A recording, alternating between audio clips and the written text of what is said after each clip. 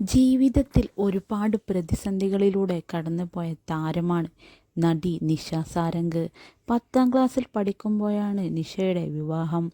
19ാം വയസ്സിൽ 2 മക്കളുടെ അമ്മയുമായി.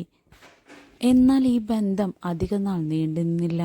ഈ ബന്ധത്തിൽ നിഷയ്ക്ക് 2 പെൺമക്കളാണുള്ളത്. മക്കളൊക്കെ വലുതായതോടെ നിഷ വീണ്ടും വിവാഹം കഴിക്കുമോയെന്ന് പല അഭിമുഖങ്ങളിലും ചോദ്യം ഉയർന്നെങ്കിലും ഇനിയൊരു വിവാഹം തൻ്റെ ജീവിതത്തിൽ ഉണ്ടാകില്ലെന്നായിരുന്നു നിഷയുടെ മറുപടി. എന്നാൽ ഇപ്പോഴിതാ ജീവിതത്തിൽ ഒരു പങ്കാളി വേണമെന്ന ആഗ്രഹം പങ്കുവെക്കുകയാണ് നിഷ. നിഷയുടെ വാക്കുകൾ എങ്ങനെയാണ്? ജീവിതത്തിൽ ഒരാൾ കൂടി വേണമെന്ന് ഇപ്പോൾ തോന്നിത്തുടങ്ങിയിട്ടുണ്ട്. കുട്ടികൾ വലുതായി കഴിയുമ്പോൾ അവർ നമ്മുടെ കാറ്റഗറിയല്ല. നമ്മൾ പറയുന്നത് അവർക്ക് മനസ്സിലാകണമെന്നില്ല, അവർ അംഗീകരിക്കണമെന്നില്ല.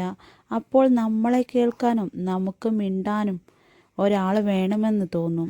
നമ്മൾ ആ സമയത്ത് ഒറ്റയ്ക്കിരുന്ന് കരയാനൊക്കെ തുടങ്ങും. ഇൻഡസ്ട്രിയിൽ ഓടി നടന്ന് ജീവിക്കുന്ന ഒരാളാണ് ഞാൻ. അത്രയും തിരക്കിനിടയിൽ എൻ്റെ കാര്യങ്ങൾ പങ്കുവയ്ക്കാൻ ഒരു സുഹൃത്തോ പങ്കാളിയോ ഒക്കെ ആവശ്യമാണ്.